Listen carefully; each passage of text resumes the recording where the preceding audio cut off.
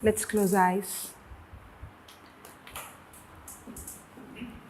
and tell the Lord, He's so real, He's alive. He hears us, He speaks to us, He replies to us. And He wants us to know that He loves us. Just like how we saw yesterday, the woman with the issue of blood, God saw her tears. God sent a person. And she heard the gospel being preached. And the preaching of the word brought faith in her. Because the word of God says, faith comes by hearing, and hearing by the word of God. Holy Spirit, we thank you for teaching us your word. Because your word is life. And Jesus, when you were in this earth, wherever you went, you preached, you were teaching and preaching. And Holy Spirit, you were confirming every teaching with signs accompanying. And you have commanded us to go and preach this good news. Just like how Paul said, I have not come here to preach with the enticing words or the wisdom of this world, but I have come here to witness with the power and the demonstration of the Holy Spirit. Thank you, Lord. Thank you for your presence in this place. We welcome you and we thank you. And we want you to take complete control of this session. Enlightening the hearts of our understanding, the eyes of our understanding. As our spiritual eyes are open to see the truth. For a carnal man, a natural man cannot understand spiritual things. But Holy Spirit, it is your anointing enlightening us to see the unseen spiritual real world.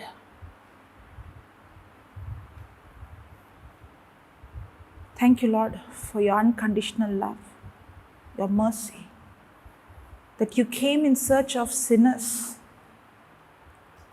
And Lord, you don't look at our weakness, but you help us to overcome our weakness. You don't look at our past mistakes, but you forgive us and you have a great future for every one of us. Help us to understand that your love is not based on my performance. It's not how much I pray. It's not how much I perform. It's not how much I live good life. In fact, I cannot live a perfect life. I need your forgiveness. I need your mercy. Help us, Lord, to understand your love and mercy and your grace that empowers us to overcome our weakness. Thank you, Abba Father. In Jesus' name we pray. Amen. Okay. Before we go into the teaching, I just want to tell one thing. If I and you try to overcome our weakness with our own ability, we will fail. Many a times we think that I have to pray more, I have to live holy, I have to do this, I have to do that. Only then God will accept me or God will love me. Correct? Yes. But, okay, I'll give a small example. If I tell you for next 2 minutes, I don't want any one of you to turn back and see. There's something happening behind. I don't want you to turn back. Nobody should turn back. There's something happening behind, but nobody should turn back. Now, when I say that, what's happening? Are you getting temptation to turn? Yes. Yes. You know, the more you would say, I shouldn't do this, that's when you get that temptation to do. In fact, God is not going to come and tell you, don't do this. But it's the other way. If, all the time, if I'm going to preach or something beautiful is going on, or something interesting is going on, will you even think of turning back? No. And that's what the scripture says in Galatians 5:16. This I say then, walk in the Spirit, and you shall not fulfill the lust of the flesh. Now, does the scripture say, if I don't fulfill the lust of the flesh, then I will walk in the Spirit? Does it say that? If I don't fulfill the lust of the flesh, then I will walk in the Spirit. Does it say that? No, it doesn't say that. It says the other way. If I walk in the Spirit, then I will not fulfill the lust of the flesh. If I begin to, when it comes to temptation, the more I'm going to say, I will not see this, I will not watch this, I will not do this, the more I will see myself ending up in that. And the problem is, we try to use our willpower to overcome our weakness, and we see ourselves ending up in that.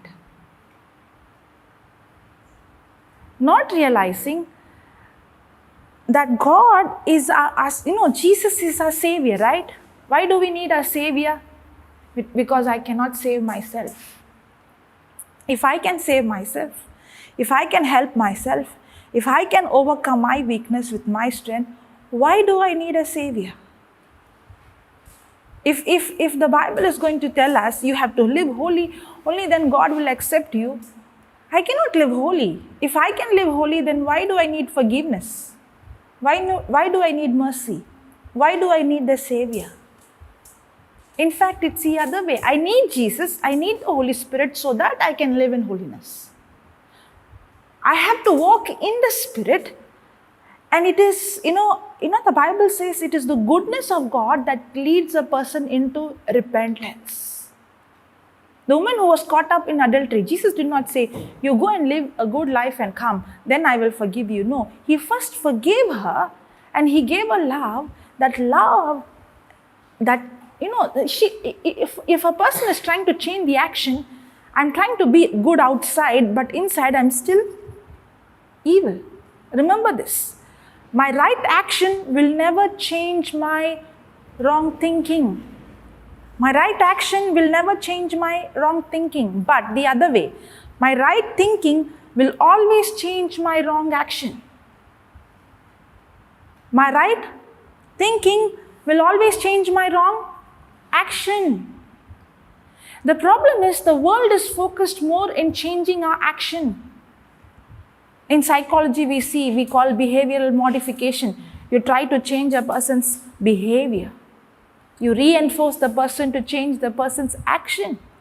But the Bible doesn't teach us about changing our action. If you see, I can show you many scriptures that speaks about renewing of your mind, change of your thinking. When we try to change action and when our thinking is not changed, we end up in frustration. Because outside we have changed, but inside we have not changed. But the real transformation takes place from inside out, not outside in. That's why, in our ministry, we see so many people, come from addiction. We do have our own rehabilitation, where we deal with drug addicts and alcoholics. And for many years, I've been working with them, teaching them. I see they come out of addiction even without withdrawals. And we don't force them. In our center, we had a center, then in between we did not have, but now again we have started. We don't have locks. We don't lock and keep them. But then we see them with such passion, with such love. When you see them, you will not even know that these people have come from that kind of background. But the transformation took place not because we were focusing on changing their action. We were not forcing them, you should do this. No. We were showing them and teaching them the truth and showing them how much God loves them, how much they are accepted by God. And we were training them to change the thinking and the words. You know why? Because words are the most powerful force in the universe. If you want, you can write it down. Words are the most powerful force in the universe. Words are the most powerful thing in the universe. Words are the most powerful force in the universe. Yesterday, as we were preaching the word did the healing? Those who came in the evening? Yes. Did we did we lay hand on anybody? No. Did we pray over anybody? No. But as the word was preached, did they get healed? Complete healing? Yes. Everyone, even those who did not have sickness, experienced the power of God. Correct? Yes. Like never before. Now, it's not because usually our mindset is, someone is anointed or someone is powerful, that I have to lay hand and that person has to pray. But actually to say, God's word, God used his words to create the universe. God's word is life. Words are the most powerful force. We have not understood how important it is to understand the power in words. We have not understood how important it is to understand that God has created man in his own likeness and image. Let's go to Genesis chapter 1, verse number 26. Genesis 1, verse number 26. And God said, let us make man after our likeness. Yes? So what was God made? Did God made man in his own likeness and image? Yes. Did he create any other creature in his image? Did he create the birds, animals, any other creature?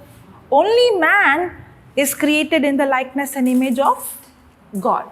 And God said, let us make man in our image after our likeness. And let us have dominion over the... Did I read it correctly? No. What was the mistake? Did he say let us or did he say let them? Did God say let us have dominion or did God say let them have dominion? Did God say let them have dominion or did God say let them and us have dominion?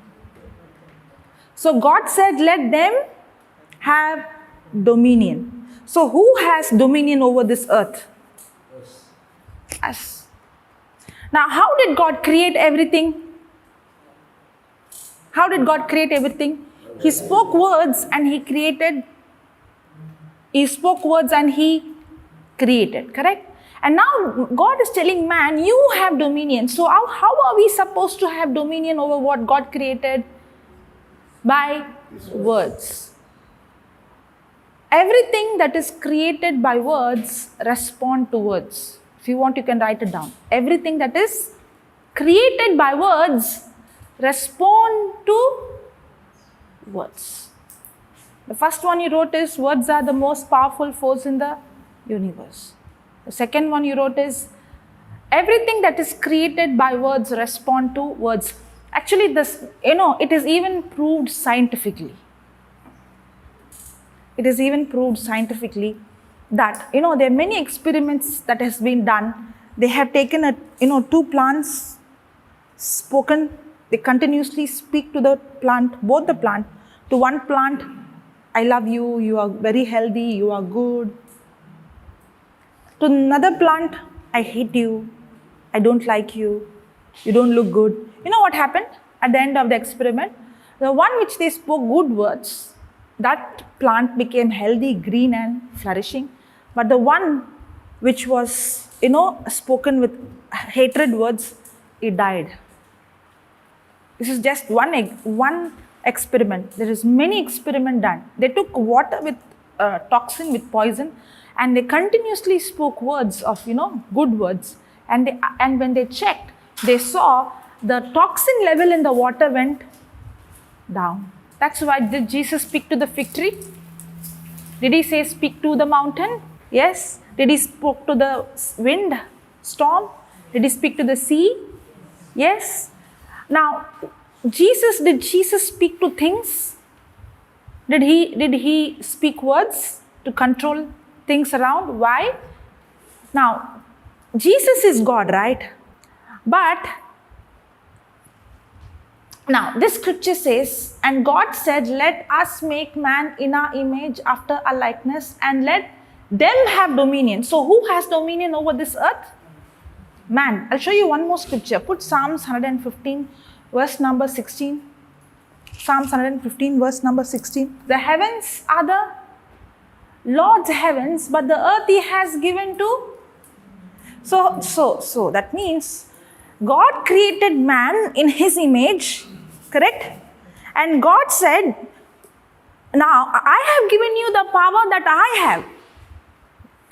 Did he say that? Did Jesus say you will do the same things I did and greater things than me? No? I will show you the scripture, okay? Jesus said that. Okay, I will show you the scripture. Okay, now, God created man just like him, and God gave man his power. And what is his power? Words. The problem is we think power means something else. We fail to realize the power in the word. Words are the most powerful force in the universe. Everything that you see, every force, every power that is released, or nuclear bomb, no matter what it is, words are more powerful than everything, because everything else came from words. And God created everything how? By speaking words. And now God created man in his likeness, and God gave man his power to rule over the earth. Did he say you have dominion? And that's what the scripture says. The heaven are the Lord's heavens, but the earth he has given to human being. That's why, many times we think, why things are happening in this world? Why evil things are happening? Why bad things are happening? God is not responsible. You and I are responsible. That's why in heaven, there is no evil, there is no accidents, there is no sickness, there is no worry, correct? Because who's ruling the heaven? God is ruling. That's why even when Jesus prayed, how he prayed, our Father in heaven, hallowed be thy name, your kingdom come. Why? Because the kingdom now on earth is not God's kingdom. God gave man the authority. She was telling, right? Anyone who has to live in this planet earth, they need a body. Do we have St. Paul and Peter and all? Yes. Did they live in this earth? Yes. Did they proclaim the gospel? Yes. Are they now also there? Yes, they are. But do they have a body? No. As long as a person doesn't have body, they have no access in this planet earth. Even Jesus, did he say receive sight or cast the demon without coming in a body? No. Even God, to have access in this earth, has to take the form of a body, and he needed Mother Mary had to say yes, right? If she would have not said yes, Jesus would have not been able to come. Yes or no? That means even Jesus need a human body to have dominion over this earth. Are you understanding? Yes. That's why God to intervene in this earth, he needs somebody, means somebody who has a body to agree with him. Yesterday we saw healing. It's not that God had a day that you have to heal on this day. No. God's will for you to be healed always. But God cannot intervene if nobody agrees with him. Did we see yesterday the example of Abraham? Abraham was seeing himself how? Childless. But God's desire for him to have what? To be the father of many nations. Even though God has a desire for him, God's desire will not accomplish in his life if he is going to think I'm childless. He had to agree with the plan of God to see God's plan to manifest in his life. It's the same with us. God loves you. God wants you to be healthy. God wants you to live a joyful life. The Bible says, right, in Jeremiah 29:11, God has plans for your good. Does it say plans for evil? No. God has good plans for us. God has a good future for us. But just because God has a plan and future doesn't mean that God's plan will automatically come into our life. Because God has given you the dominion and he has given you the freedom to choose. Whether you want to live your life how you want, or you can agree with what God has. God has a plan for every person in this planet Earth, but it will not automatically come into fulfillment. Even the plan of salvation God had for man. Man committed sin, and God had a plan of salvation. Even that plan of salvation will never happen in this earth without man cooperating with God. That's why if you see, before Jesus came into this planet Earth, God wanted people to agree with his plan. That's why you see David writing about Jesus. They nailed my hands, my bones were out of joint. He prophesied. Isaiah prophesied, and he said, that's why when Jesus was crucified on the cross, what was written? As it was written. Correct? So even if when God had a plan of salvation for mankind, that plan of salvation to come into manifestation, God needed someone to agree with him, someone to cooperate with him, even today. That's why he said, you are the light of this earth and you are the salt of this earth.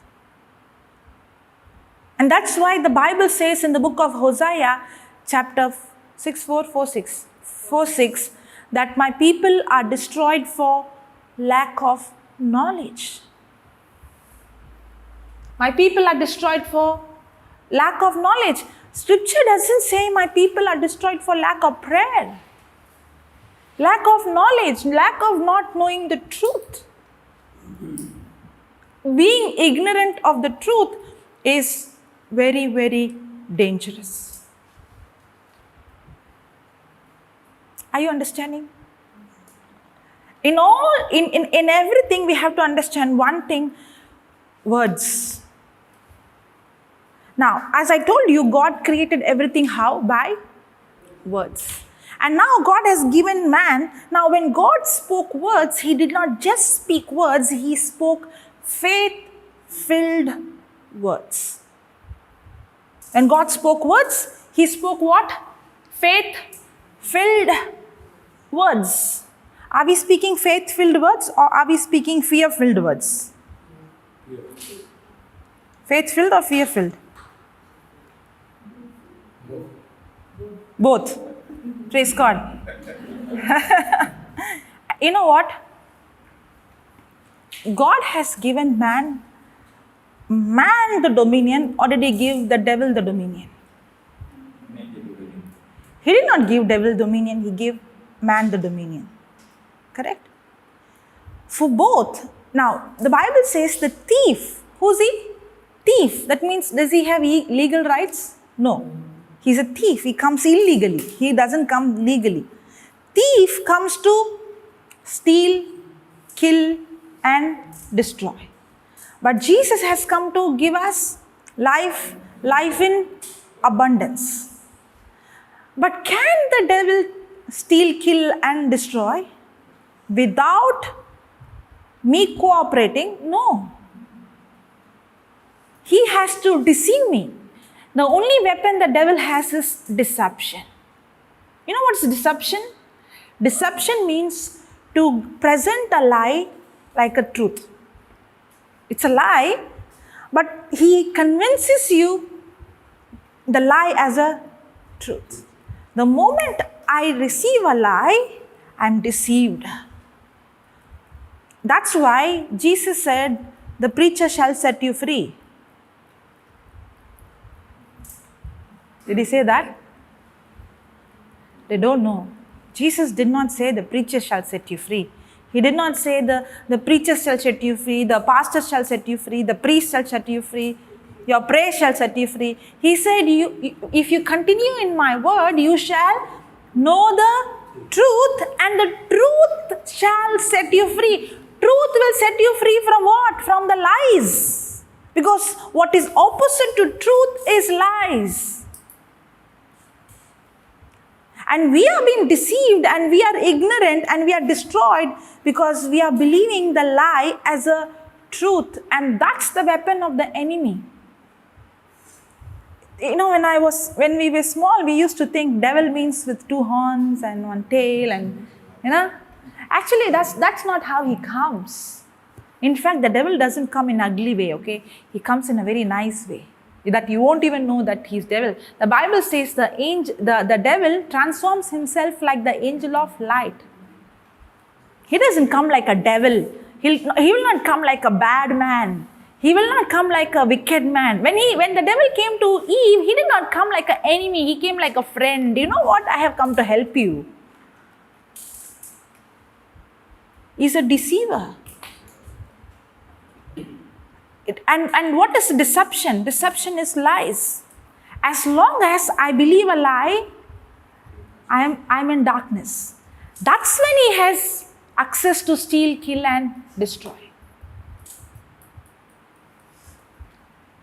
And you shall know the truth, and you shall know the truth, and the truth shall make you free. But before this, 31, and said Jesus to those Jews which believed on him, if you continue in my word, then are you my disciples indeed, and you shall know the truth. And it's a continuation. When will a person know the truth?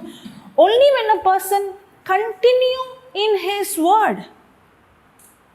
Not just knowing the word, not just reading the word, not just going to church, not just, once I read, last Sunday I read. No, it says continue. When a person continues in the word, that's when the person gets the revelation. That's when the person knows the truth. The truth cannot be known without continuing in the word. When I continue in the word, we shall know the truth, and that truth is what sets us free from what? The lies of the enemy. Hallelujah. Okay, let's write. Okay, before that, go to Mark chapter 11, verse number 22. Okay, and Jesus answering said unto them, have faith in God. To whom did Jesus say this? Who are they, them? Yes. To us. Okay. But if you see this incident, Jesus spoke to the fig tree. Correct? Have you seen that? Heard about it? Did Jesus speak to the fig tree? Did Jesus speak to the fig tree? Okay. Should I go there? Okay. I thought I'll skip it. Okay, go. From verse number 12. From 12. So, yeah. Yeah, read that. And on the morrow, when they were come from Bethany, he was hungry. Who was hungry?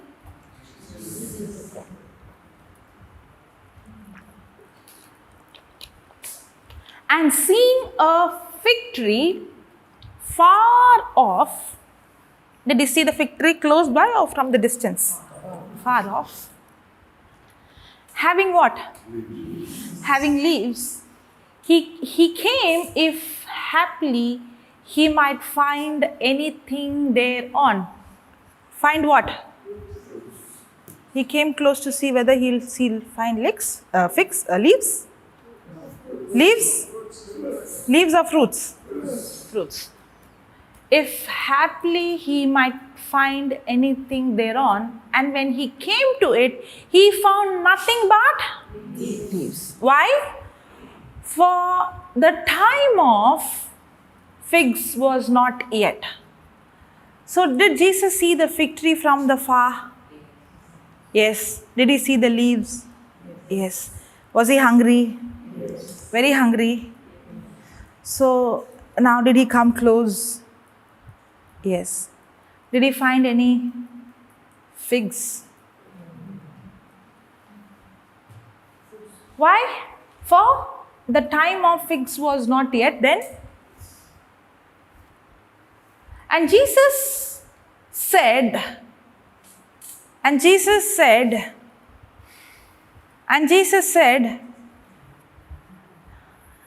am I reading correctly? And Jesus said or Jesus answered? When will you answer? So to whom he is speaking to? To whom is Jesus speaking to? To someone? Got confused? To whom is Jesus speaking to? He is answering to the fig tree? Really? How it would be morning when you came, I was standing there and talking to that coconut tree. You would think, really she's the one who's come to preach? Looks like this person is out of her mind. Yeah? Just imagine. And Jesus answered and said unto, put that 14th verse please. Unto him or unto it? Unto him or it? Jesus is speaking to it? Yeah, it, right? It's it, right? It's a thing, right? It. No man eat fruit of you hereafter forever, and his disciples heard it. Okay, my first question is, was it the season of figs? No. When do you get mangoes? In Malaysia? Throughout the year? Throughout the year. Because now you look after it, the pruning and the fertilizer. Okay, but some fruits come in only in some season, right? Will you go and search for the particular fruit when it is off season? No, because you are smarter than Jesus.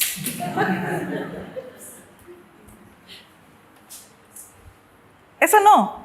You won't go. You only said that you won't go in search of that fruit off season. Because you are smarter than Jesus. Jesus did not know it was not the season, but he went in search of figs. Correct? Yes. You are saying then you are smarter than Jesus. There must be a purpose for it. Okay. Every tree has a character. Does it? Yes, every tree has a character. The character of a fig tree is, the particular fig tree is, during off season it won't have any leaves. In off season it will not have any leaves. The fruit and the leaves, they come together. Okay, now, did Jesus answer to the fig tree? Hello? Hey, I'm not saying anything of my own words. I'm only showing you. And Jesus answered. Is it there? You don't believe my words. Please, don't take my words. Is it there? Jesus answered. Did Jesus answer to the fig tree? And Jesus answered and said unto it. Did he answer to the fig tree? Yes. Is it very clear that he answered to the fig tree? That means, did the fig trees, when will you answer someone? When the person asks you something. Correct? Only when somebody asks you, you will answer. That means, did the fig tree speak to Jesus?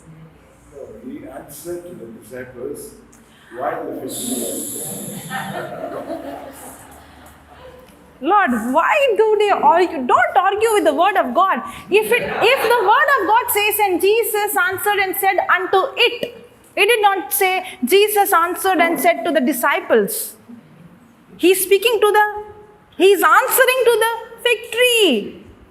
That means, did the fig tree speak to Jesus? He spoke to the tree and the tree understood. You know what? It might sound funny, But actually, that's the truth. That's where we miss. That's why Jesus saw results. How big did Jesus pray? Big pray, receive sight. How big his prayer was? Deaf spirit, come out. How big his prayer was? Rise up and walk. How big his prayer? And he saw result. We are doing such big prayers. Nothing is happening. Why? Because we have not understood the truth. That's why no result. Wait. I will teach. You are jumping before I would explain. But I want you to think, you see. If you don't think, then you will be sitting, then you will be thinking, it goes all above. I want you to think. The reason I'm asking you question is not to, test you. I'm not testing.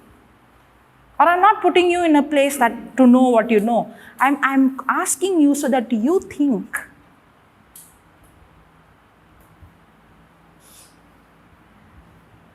Did the fig tree speak to Jesus? Yes. You know what? When Jesus saw the leaves, the tree spoke and said, I have fruits. Not literally. Not literally. Literally means, for example, someone like Sister Cassandra is sitting here or in her chair. That chair breaks and she falls down. Okay? We hear a sound suddenly and she falls. Now, will your chair speak to you? Will your chair speak to you? No. Until then, you never got the thought that I might fall. But a thin girl like her goes down, now your chair will begin to speak to you. You will be a little careful. Correct? You will check. And sometimes you will even take another chair and put on the chair and sit for safety. Yeah? Everything around us speaks to us, means gives us. When I say speak, means gives us thoughts. Correct? Doctor's report speaks to you. Does it speak to you? Yeah. Yes. Your bill speaks to you. Your bank statement speaks to you. Yes. But do we speak back to it? That's what Jesus is saying. God created man in his likeness and he said have dominion means how are you going to have dominion? By speaking to it. And Jesus is teaching us how to have dominion over this earth. How to be a leader. How? By speaking to it. That's why Jesus said you will do the same things I did. I'll show you the scripture, okay? John 14:12. Verily, I say unto you, he that prays to me,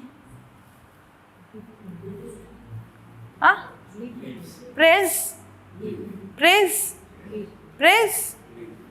or believes? What are we doing? Believing or praying?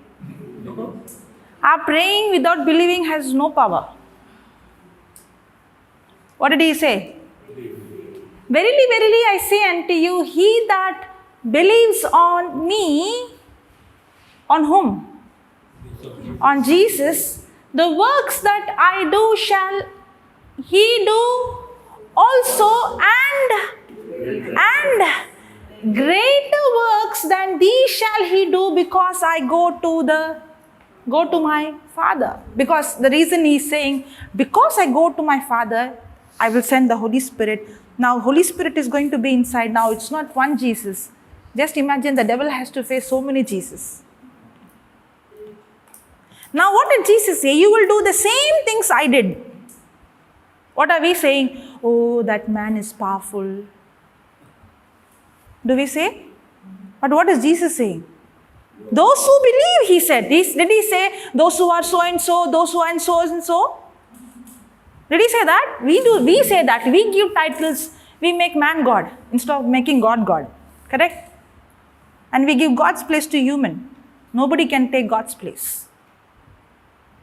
But what did Jesus say? Those who believe on me, the works that I do, he does also. And greater works than these shall he do, because I go unto my Father. Jesus is not just telling that you will do same things I do. He's also teaching us how to do what he did.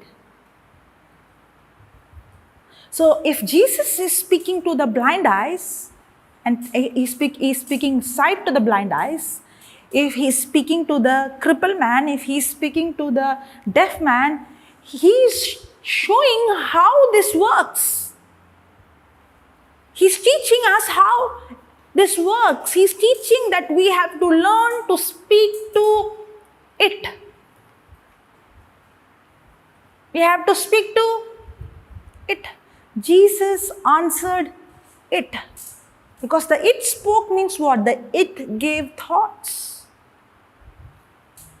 God created man in his own likeness and image, correct?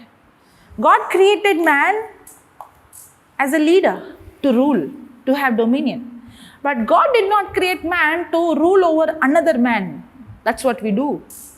He created man to rule over the creation, to rule over the tree and the plant and the surrounding and the circumstance. Did Jesus control the wind and the storm and the sea? Did he say speak to the mountain? But when it comes to another man, did he control or did he wash the feet? That's the true leader. A true leader is supposed to not control other people, is supposed to serve others, and supposed to rule over sickness, disease, and everything around, but not over human. That's the true leader. And Jesus said, you will do the same things I did. What he did? He washed the feet. Even the one who betrayed him, he washed. Correct?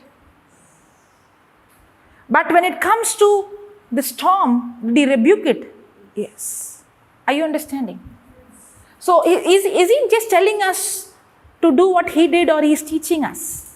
He's teaching us. So did Jesus speak to it? Did Jesus speak to the tree? Did he answer the tree? Yes. Did the disciples must be seeing Jesus speaking to a tree. Did he shout or scream? Or did he say, hereafter no one shall eat fruit of you? Yes. The disciples must be seeing what happened to Jesus. He's going and talking to the tree. Yeah? But he's teaching them something very important. Now let's go back to Mark 11. And Jesus answered and said unto it, not to them, it. No man eat fruit of the hereafter forever. And his disciples heard it. Okay, now, when Jesus spoke to the fig tree, did anything happen to the fig tree? Immediately anything happened. But did it fall? Did he see anything physical? No, nothing happened. The tree looked the same. If you cut a flower from a tree, from a plant, okay, maybe a rose, if you cut and take, does the rose look dead? It looks alive. But is it dead? Yes, because the root is gone. In the same way, the moment Jesus spoke curse or death to the plant, it died. But was it seen outside? It's the same many times in the spiritual. We speak and sometimes it doesn't happen because we see in the natural. We don't understand what has happened in the invisible. But did Jesus stand there and keep on speaking to it? Or did he just spoke and believed what he spoke? He just spoke and he believed and he left the place. Now, let's see what happened the next day after 24 hours. Go to 21st verse, please. And Peter, calling to remembrance, said unto him, Master, behold, the fig tree which you cursed. Did he curse? Did he curse? Did he curse? You know, because we don't understand what is curse. Because life and death is in the power of my tongue. every time you speak words that is negative, that is contradicting to God's word, is a curse. Do we say these words, you're good for nothing? Your headache? All these are curse. What God has blessed, nobody can curse. What God has blessed, nobody can curse. But we can curse our own life with our own words. I told you heaven belongs to the God and the earth belongs to man. Why do you think the world is facing a lot of problem? Words. In a day, you check how many words we speak, life-giving words. How many words we speak, death, problem, situation. Which we speak more and which we think more. Put that Proverbs 18:21. Death and life is in God's hand. Is it there like that? Death and life is in God's hand? Do we believe that usually? I don't know most of the belief where it came from. When I see the Bible is written something different than what we believe. Correct? Death and life is where? Death and life are in the power of the tongue. And they that love it shall eat the fruit of it. Means what? Every word I speak is seeds which I plant. Today, the fruit in my life is nothing but the seeds I have planted in the past. Sister, can you explain what you mean? The fruits, the words that I speak is the fruits that I see. No, the words I speak are the seeds I plant. And the seeds I plant. So, if I keep saying, for example, if I say, I can't remember, my memory is weak. When I say that, okay, it's a seed I planted. So now when I plant one mango seed, will I get one mango as a fruit or it multiplies? So what happens is, what is created by words respond to words. So my body takes that word, my memory is weak and it starts processing and the result will be my brain cannot remember things. I may not see it immediately, but it's a fruit that is going to come. It's a seed that is planted and the result is the fruit. Now, who's the reason why you don't have good memory? You know, it is cold season. You see, I can't eat this. So your body is immediately picking up, okay, it's programming. You can't eat this. If you eat, then you fall sick. So it is programmed to fall sick if you eat that. Because why? Life and death is in the power of your tongue. I'm not just speaking as a theory. I'm talking about my own life. When I was born as a weak child. Okay? My immunity was very weak.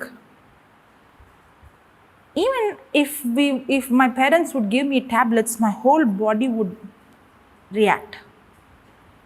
So I can't take. The doctors gave list of medicines that I can't eat. So now I am a sick child, but they can't treat me.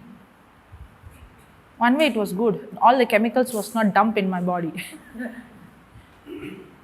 But then, I used to fall sick every month. Almost, in a month, more than a week, I'm sick. Another side, I used to be very weak in my studies. I studied my second standard 2 years. Anybody studied second standard 2 years? I studied my first standard 2 years. 2 years. Second standard 2 years. And the principal said she doesn't know A, B, C, D. How to put her in third standard. She has to study second standard third year. Anybody like me in school? First year, second year, third year? And then they changed the school. Thank God they changed. Otherwise, I don't know at what age I would have finished my school. They changed the school. And here they won't fail me until 9th, okay? But when I came ninth, they called my parents and said, she's in a ninth standard, but she doesn't know to read and write. Even like a third standard student. So they had to send me out of school. That I did not have a future. I did not have hope. I was not good in studies, nor in sports, nor in singing, music, you name it, zero. I can't look at anybody's eyes face to face and speak. I would lock myself and be in my room. I don't want to see anyone. Because if I see anyone, they would ask me what you're doing, what to say. I'm sitting at home, doing nothing. But then when I got this teaching, when I got the truth, I understood God is not speaking what the world is speaking. God is speaking something different. God saw Abraham childless, but he said, you are the father of many nations. God saw darkness, but he said, let there be light. God saw a blind man, but he said, receive sight. God saw a dead man, but he did not say, you're dead. God speaks different. He sees a coward and he calls him courageous. And I understood that God loves me.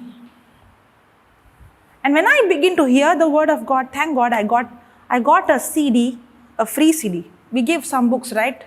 Free book. If you see, it is written free.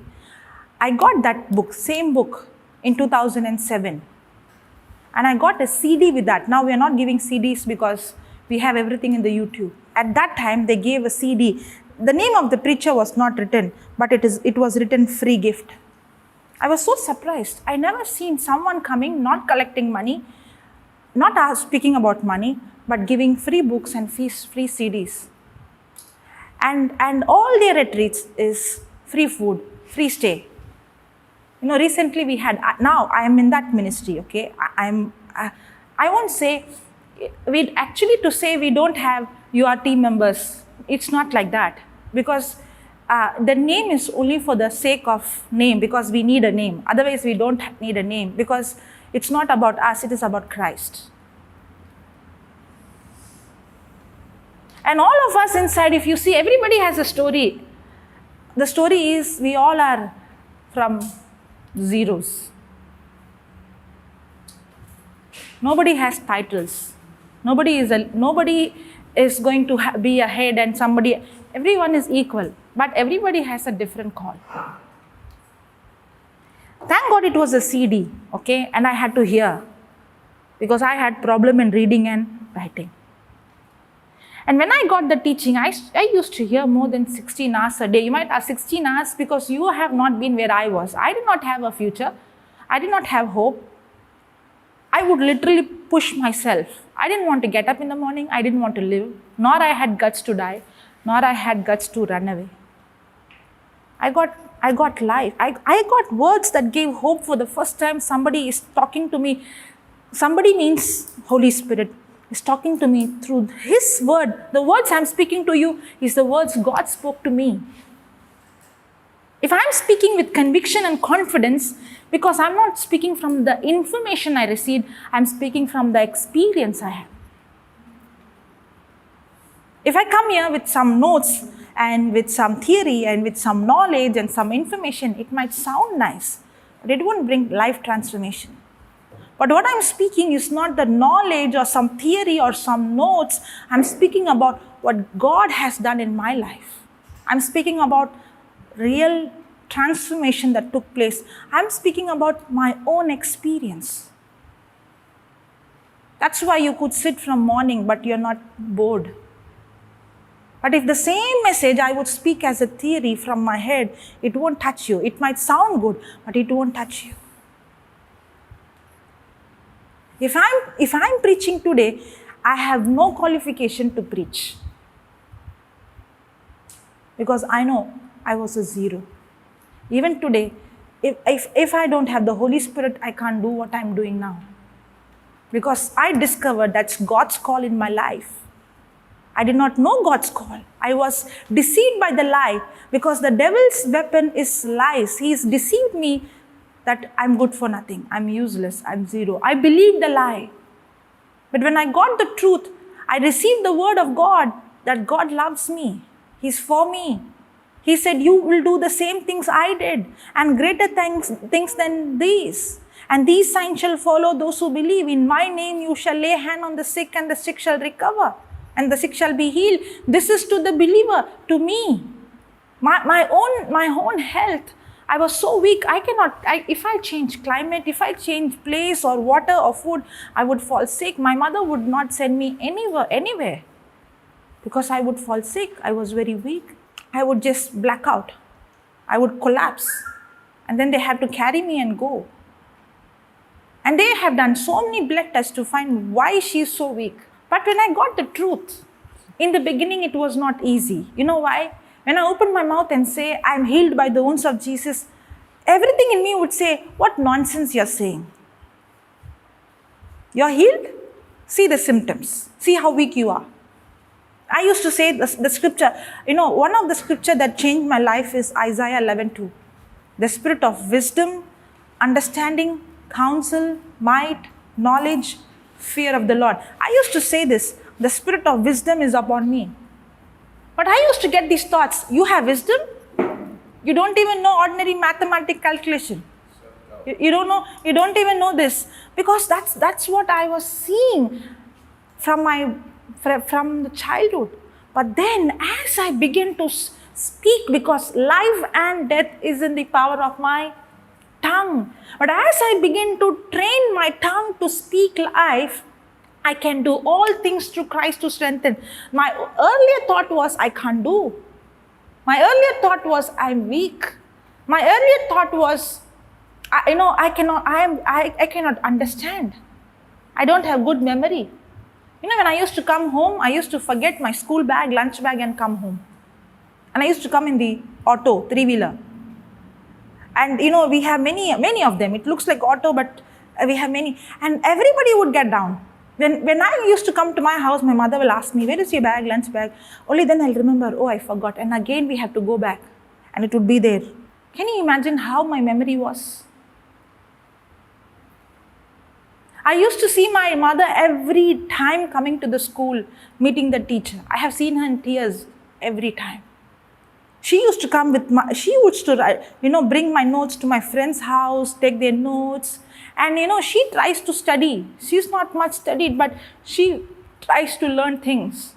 But when I got the word of God, I started to speak because life and death is in the power of my tongue. I started to speak, the Spirit of the Lord is upon me. The Spirit of wisdom is upon me. The Spirit of understanding is upon me. The Spirit of counsel is upon me. The Spirit of might is upon me. The Spirit of knowledge is upon me. The Spirit of fear of the Lord is upon me. And in the book of Daniel, the Spirit of excellence is upon me. I kept speaking this. At that time when I was speaking, it looked like nothing happened. When Jesus spoke to the fig tree, it looked like nothing happened. But I had to constantly speak these words and see me like how God sees me. For example, Abraham. He was childless, but he had to see the stars and call. Yesterday somebody asked, why did he tell the stars? Because he has to open his mouth and speak that I am the father of many nations. In the same way, I had to change my words and change my imagination because life and death is in the power of my tongue. But all these days, I was cursing my own life by speaking negative over my life, not knowing the truth. As I begin to speak and as I begin to meditate and as I begin to imagine, what happened? Every words that I spoke from the written word of God is God's word which has life. And as I begin to sow the seed in my life, I started to see it not instantly, but gradually I started to see the way I think, the way I understand, the way I analyze, the way I grasp things, everything began to change according to the words I spoke. I'm no longer the same person. Because life and death is in the power of my tongue. Now, I go to different places, I eat different food, I stay in different climate, but I'm healthy. I don't fall sick. I'm not allergic to any medicine, nor do I take medicine. Even if I took vaccine, I didn't have any kind of side effects. I did not have. The day I was preaching the whole day. From morning till night, I was standing and preaching. I didn't even remember I had.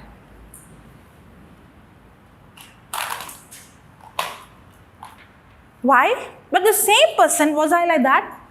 No. I had to change my thinking according to the word of God. Because life and death is in the power of my tongue. And now if I understood this truth and this truth has changed my life, I don't want to keep shut. I want to go and tell. Hallelujah. Thank you, Jesus. Okay, let's come back to, Mark 11, 20, which was 21. Now, did Jesus speak to the fig tree? Did the disciples saw? I don't know what was going in their mind, but they saw. Yeah, he didn't even scream or shout, but he only spoke. The next day, Peter saw the fig tree he got so much astonished. Shock. This is not a statement, okay? This is not a statement. This is a question that Peter is asking. Why do I say question? Put the next verse. 22. And Jesus answering. Did he answer or did he say? Answer. That means Peter asked him a question. How is this possible? Put the 21st. And Peter calling to remembrance said unto his master, Behold, the fig tree which you cursed is withered away. Lord, how is that? The fig tree that you cursed, it died. Maybe if you and I were there, we would have said, yeah, you are the Son of God. No, you have power. Yeah? Yes or no? Do we say that? Even now we say, oh, he's anointed, he has the gift. Do we say that? It's very easy for us, right? Actually, we don't doubt God's power. We know that God is powerful, but we doubt God's willingness to use His power on our behalf. We are not very sure whether God is willing. And that's why the leprosy man who came to Jesus, he did not doubt His power, whether you can heal me. No, he knows you can heal me. But he asked, is it your will? What did Jesus say? Yes, it's my will. It's always God's will because He loves you. The moment he understood it's God's will for me to heal, that's when the healing began to flow in his body. We don't doubt His power, but we doubt His will. We doubt that God has given us this ability. Peter didn't, we don't doubt that God has the power to speak to the fig tree, but we doubt that God has given us the power also to speak to the fig tree. Because only man is created in the likeness and image of God. No other creature is created in the likeness and image of God. Now see this. And Peter calling to remembrance said unto him, Master, behold, the fig tree which you cursed is withered away. Then, 22. And Jesus answering said unto them, Have faith in God. What did He say? Have faith in God. What did He say? Have faith in God. Another way to say, have God kind of faith. Have God kind of faith. Have God kind of faith. How did God create everything? By words. Did He release faith-filled words? Yes. So are we also supposed to release faith-filled words? Yes. How did God release His faith? By words. How did God release His faith? By words. We also have to learn to release our faith how? By words. Okay. Now see the 23rd verse. For verily I say unto you, yesterday we saw this verse. How many of you remember? Yes or no? Memory tests. How many of you remember? For verily I say unto you that when the preacher,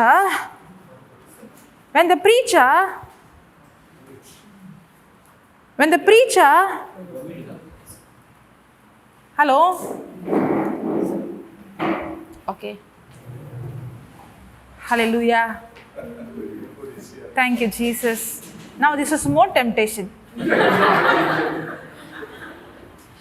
All this time I didn't even think, but when I saw, I'm feeling hungry now. You are tempted. No, I'm speaking loud what is going in your mind. Okay. Now, what is a law? Law. Yesterday we saw law, L-A-W, law. What is the law? Okay, did we saw yesterday the Bible is the book of law? We did not see? Yes. Did we see the Bible is the book of law? Yes. Yeah, what is the law? You're the only person attentive, I think, yesterday. The law is a universal principle. When anyone involves in it, the result is the same. Correct? Can I take this? If I throw this pen, if I throw, it will remain up. It won't come down. Will you believe? No, because I have some special power. Will you believe? No, it won't. No matter who tells, you won't believe the person. You believe the law. Because the law is a universal principle. No matter who you are, what color you are, height, or you're tall, or you're short, or you're dark, or you're fair, you're fat, or thin, it doesn't matter. If you throw an object, it goes down. Why? Because it's the law of gravity. Anyone involved in it, the result is the same. In the same way, the Bible is a book of law. It's a universal principle. Anyone involved in it, the result is the same. Because God gave the dominion to man, anybody who understands this and applies this, the result is the same. That's why Jesus said, you will do the same I did. Because it's a universal principle. Are you understanding? If you see any miracle, in the Bible, if you see any incident in the Bible, it's a universal principle. If somebody received it in the Bible, I can also receive it. I have to understand it. Now Peter is asking Jesus how this happened. Maybe Peter is thinking because Jesus did it. But now what Jesus is replying? Now say this. See this. For verily I say unto you that when the preacher shall pray, everybody is nodding the head. I'm reading everything wrong. You thought I'm making mistake? No, I'm purposefully making mistake. For verily I say unto you that when the priest, Whosoever. why it's given whosoever? Why is it given? Because it's a universal law. Anyone involved in it, the result is the same. What is Jesus saying? Peter, it's not because I spoke to the fig tree, because I have some power. This is a universal principle. Anybody who believes, the only qualification you need is you have to believe. That's it. I think this is mentioned somewhere in the Bible. Everywhere it is mentioned. The disciples question they are not our followers, but they are creating Okay, praise God. So that's Yes. Okay, for verily I say unto you that whoso, drill it in your mind. Thank God this word was there. Otherwise, where do you think I get confidence from? Anyone. This works. This word of God works for every person, regardless of which religion you are, which country you are, which language you are. You have to believe. That's it. Jesus has no partiality. We have partiality. We discriminate. He doesn't. Because He is the one who created us. He is my creator. I'm sorry. Yes or no? That's why He said the word whosoever. For verily I say unto you that whosoever shall pray about this mountain. Which Bible are you reading? Pray about about this mountain? Pray. Are we praying or saying? Are we praying or saying? Did Jesus speak to the fig tree? Yes. Did he answer to it? Is he telling us to say to the mountain?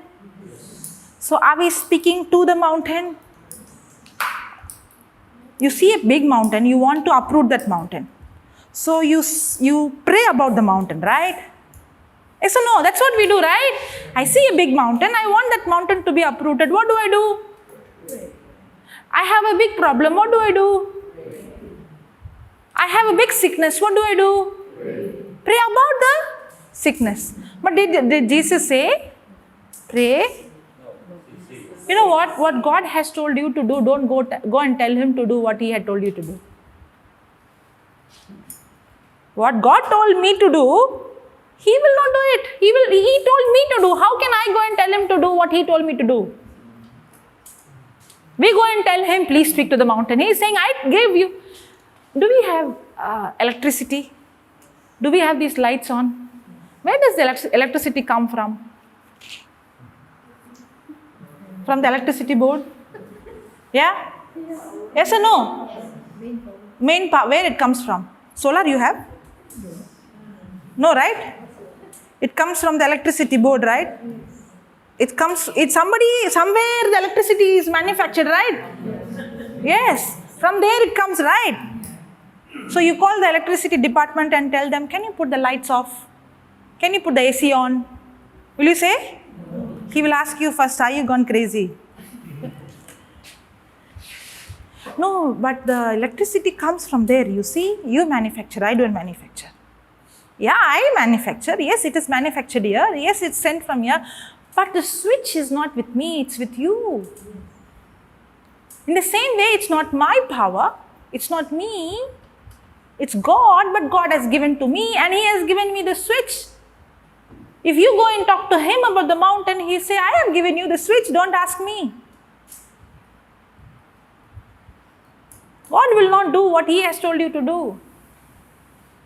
Did God tell you to speak to him about? Okay. For us, prayer means, you know what? For us, prayer means go and tell God problem. Yes or no? Yes. Prayer means I have to tell God my problem. But what is God telling? Tell him the problem or you speak to the problem? Is he saying, for verily I say unto you that whosoever shall say unto this mountain or speak about this mountain?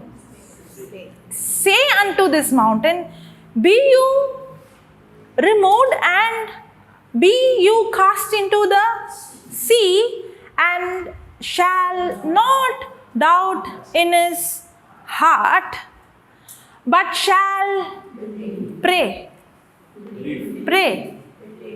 Pray. Oh my God, everywhere it is written, pray, pray, pray, or believe, believe, believe. Pray or believe? But shall believe, next line please. Believe that those things which he says shall come to pass, he shall have whatsoever he says. Say that I shall have. Say that I shall have whatsoever I say. Is it in the scripture? He shall have whatsoever he says. I shall have. Say that. I shall have whatsoever I say. Be careful, huh? I am diabetic. I am sick. I am old. I am weak. You shall have whatsoever you. My children, they don't obey. They don't listen. They are like this, they are like that. You shall have whatsoever you say. I did not say, Jesus said. Now are you understanding how it works? Now see. Okay, he is also, then you might be asking, then Am I not supposed to pray? When I pray, I'm not talking to the mountain, I'm talking to God. When I say, I'm not talking to God, I'm talking to the mountain. Correct? So when I'm saying, I'm telling the problem, two things. What to do, where to go. Be uprooted and be cast into the sea. When I talk to the problem, I tell the problem what to do and where to go. Then when I talk to God, what do I speak then? Because all these days for me, prayer is complaining. Yes or no? Speaking the problem is actually very dangerous. Actually, many of our prayers are very dangerous. God must be sitting there and thinking, if only you don't pray, half of your problem would get solved. Because in the name of prayer, you are only speaking what? Death instead of speaking life. Look at her face. You see that expression in her face. Oh my God. Okay. Now, Jesus also tells us how to pray. Okay, put the next verse, sister. Therefore, I say unto you, what things soever you desire when you pray. That means when I pray, am I supposed to pray the problem or am I supposed to pray the desire? When Abraham was childless, did God want him to pray, I am childless, or he is supposed to say, I am father of many nations? So when he prays to God, he is to thank God and say, thank you, Abba Father, for you have made me the father of many nations. So whenever I pray, Philippians says that whenever you pray, pray with thanksgiving. The Bible tells us to pray with thanksgiving. Rejoice in the Lord always. And again I say rejoice. The Bible tells us to rejoice. Bible teaches us how to pray. Bible teaches us that when I pray, I have to pray the solution, not the problem. The problem, I am not supposed to tell God about the problem. I have to tell the problem in the name of Jesus what to do, where to go. Then when I pray to God, I have to take the promises of God, what He has done, and thank Him. I'm not supposed to speak the problem, I'm supposed to speak the desires. That's what I did. How did I pray? The Spirit of wisdom is upon me. Thank you, Lord. The Spirit of the Lord is upon me. The Spirit of wisdom is upon me. The Spirit of understanding is upon me. The Spirit of counsel is upon me. The Spirit of might is upon me. The Spirit of knowledge is upon me. The Spirit of fear of the Lord is upon me. The Spirit of excellence is upon me. What am I doing? Am I speaking the problem or am I speaking the desire? The desire. And am I sure? Yes, because God, how do I know what is God's will? The written word of God is the will of God. Now see this. Therefore I say unto you, what things soever you desire when you pray, believe that you receive them and you shall have them. First I have to believe. Again see. Does it say, even when I pray, I should believe. If I pray and I don't believe, will it work? No. That's why Jesus said when you pray the desire, you don't pray the problem. You pray what God has already promised you, not what you're going through. And now when you pray, believe that you receive them. First believe that you have it, then you will have it. But we are doing it the other way. First I have to have it, then I will believe it. First I will have it, then I will say it. But Jesus is saying, whatever you say, you will have it. What you say is what you have. But we will say what we have. So that's why what we have is multiplying. Because what I have is what I say, and what I say is what I have. Correct? But the Bible is saying what you say is what you have. So change. If you want to change what you have, then change what you say. If I want to change what I have, then I have to change what I say. When I change what I say, by default, what I have will change. That's what I did. What I had was sickness. What I had was weakness. What I had was my inability. But when I started to change what I say, what I had changed. Hallelujah. Thank you, Jesus. Did we learn something? Yes. This has transformed my life. It works 100%. for everyone. Yes? Yes, believe. Praise God. Okay, let's close eyes. Thank you, Lord. Thank you, Jesus. Thank you, Holy Spirit. Lord, we thank you for opening eyes to see the truths. As your word says, my people are destroyed for lack of knowledge. Lord, many times we have not understood and we have blamed you for the things not happening in our life. We have blamed you and maybe asking you question, why you did this, Lord? Why you allowed this, Lord? Why are things happening, Lord? But today I realize it's my own words, because life and death is in the power of my tongue.